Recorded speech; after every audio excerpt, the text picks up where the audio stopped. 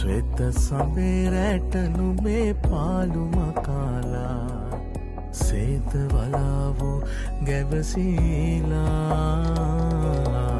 තම නැති ආල කතා ඇයට කියාලා ඇවිමසාවි නිතුමානා